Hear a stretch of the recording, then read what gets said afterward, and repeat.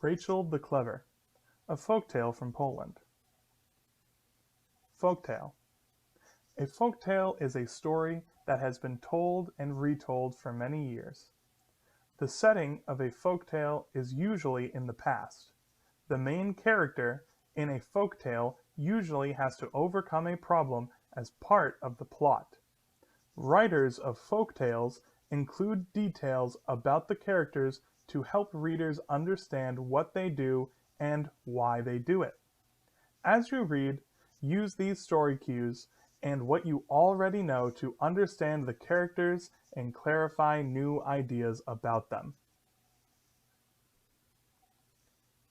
Once, long ago, there lived a king who was very proud of his clever wits. So proud of them was he that he vowed to marry only a woman who was as clever as he. Now, one day, the king stopped at an inn. There he heard the innkeeper boasting about his daughter Rachel, who was so clever she could solve any riddle. The king frowned. "I don't like liars," he told the innkeeper. "I will ask you 3 riddles. If your daughter can solve them, you will be rewarded. But if she fails, you shall lose your inn. First, what is the fastest thing? Second, what is the richest thing? Third, what is the dearest thing?" Sadly, the innkeeper went home to his daughter Rachel and told her what the king had said. Rachel smiled. "You won't lose the inn, father. Go to the king and tell him that thought is the fastest thing, life-giving earth is the richest thing, and love is the dearest thing." When the king heard these answers, he frowned again. He had vowed to wed only a woman as clever as he. Could that woman be Rachel, a common innkeeper's daughter? "If Rachel is as clever as she seems," he told the innkeeper, "I wish to meet her. She must come to my palace in 3 days. But she must come neither walking nor riding, neither dressed nor undressed, and bringing a gift that is not a gift." Bewildered, the innkeeper did as he was asked. Rachel wrapped herself in the fishnet and sat on the goat so that one leg dragged on the ground. Clutching the doves, she set off for the royal palace. "I'm Rachel, the innkeeper's daughter," she told the king with a grin. "I've come to you neither riding nor walking, as you see. With this fishnet wrapped around me, I'm neither dressed nor undressed." The king felt himself starting to smile. "And the gift that is not a gift?" "Here!" Rachel released the 2 doves. Before the king could catch them, they fluttered wildly out the window. The king burst into laughter. "That was most certainly a gift that was not a gift," he said. Now, Rachel was as pretty and as kind as she was clever, and the king, when he forgot about being proud, was equally handsome and just as kind. They looked at each other once and liked what they saw. They looked at each other twice and forgot he was king and she was only an innkeeper's daughter. They looked at each other 3 times and the king said, "I wanted to marry a clever woman. You are surely she. Rachel, will you marry me?" Rachel happily agreed.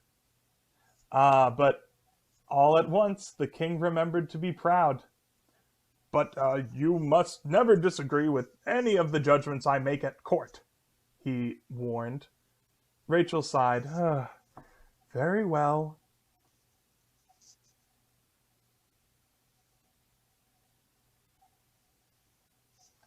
So the king and the innkeeper's daughter were married and lived so happily that for a long time the king forgot about his pride. But one day Rachel saw a peasant at the court with a sad, sad face. "I own a mare that gave birth under my neighbor's wagon," he told her. "The king has ruled that the foal belongs to my neighbor."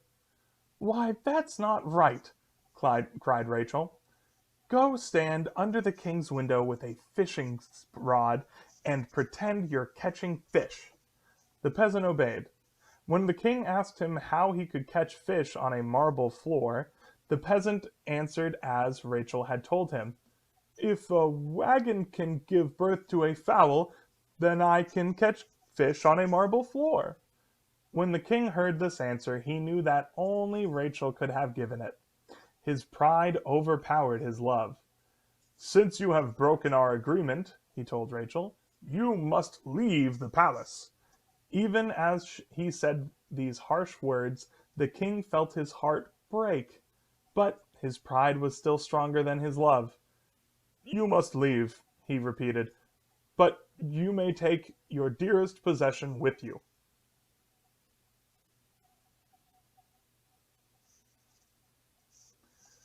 Rachel didn't weep or wail. Instead, she slipped a sleeping potion into the king's cup.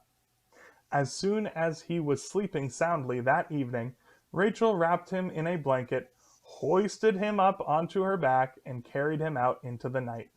The guards, remembering what the king had said, and thinking that Rachel was carrying a golden treasure, never stopped her. The king woke to the sound of birds and found himself lying under a tree in the middle of a grassy field. Rachel was beside him. Why, the king stammered, what am I doing here? Rachel smiled gently.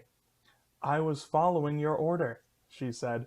You told me I could take my dearest possession with me, and that, my love, is you.